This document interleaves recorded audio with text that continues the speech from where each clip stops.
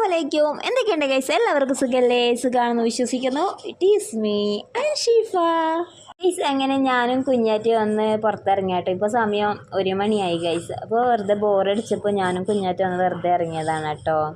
അപ്പോൾ ഒന്ന് വെറുതെ ഇങ്ങനെ നടന്നാൽ എനിക്ക് കുഞ്ഞാറ്റി ഒന്ന് ഒരു ഓക്കെ ഒരു സന്തോഷമായി എനിക്കായിന്ന് വെച്ചിട്ട് വെറുതെ ഞാനും കുഞ്ഞാറ്റി ഇറങ്ങിയാട്ടോ. ഇപ്പോൾ ഒന്ന് പോകുന്നത് സ്റ്റോളറിലാണ്. ഈ സ്റ്റോളർ അപ്പുറത്തെ റൂമിലത്തെ താത്ത കൊടുത്തതാണ് കേട്ടോ, പോയി എനിക്ക് വേണ്ടിയിട്ട്. അപ്പോൾ അങ്ങനെ ഞങ്ങൾ സ്റ്റോളറിൽ ഇരുന്നിട്ട് ഇങ്ങനെ പോവാണ് ഗൈസ്. കുഞ്ഞാറ്റി ഇതിൽ ഹാപ്പിയാണ്. അൽഹംദുലില്ലാ മാഷാ അല്ലാഹ് ഓക്കെ തീർന്നിട്ടുണ്ട് ഗൈസ്. അങ്ങനെ ടെസ്റ്റ്മെൻ്റ് അടുത്ത് പോകുന്നത് എന്താണെന്നറിയോ, അവിടെ ഒരു സോഫ പോലത്തെ ഒരു ചെയർ വെച്ചിട്ടുണ്ട് കേട്ടോ. അത് നോക്കാൻ വെച്ചിട്ട് പോവാണേ.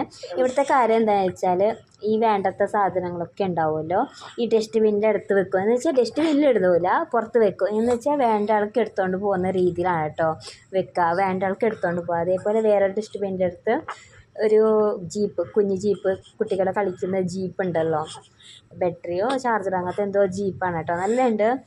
ഒരു കുറച്ച് ധൂളൊക്കെ പാറിയിട്ടുണ്ട്. വേറെ ഒരു കുഴപ്പമില്ല കേട്ടോ. നല്ല കണ്ടീഷനുള്ള ജീപ്പാണ്. വേണ്ട ആൾക്ക് എടുത്തുകൊണ്ട് പോവാം കേട്ടോ. എന്ന് വെച്ചാൽ ഈ ജീപ്പൊക്കെ കുട്ടികൾക്ക് വേണമെങ്കിലൊക്കെ എടുത്തുകൊണ്ട് പോകുന്ന രീതിയിലാണ് കേട്ടോ ഇങ്ങനെ വെക്കുന്നത്. എന്നൊക്കെ കുറച്ച് ധൂളൊക്കെ പാറിയിട്ടുള്ളൂ. വേറെ ഒരു നല്ല കണ്ടീഷനാണ്. നല്ല ഓട്ടാനൊക്കെ പറ്റുന്ന ജീപ്പാണ്. ഇങ്ങനെ വേണ്ടത് നോക്കി ഇങ്ങനെ വെക്കുക കേട്ടോ.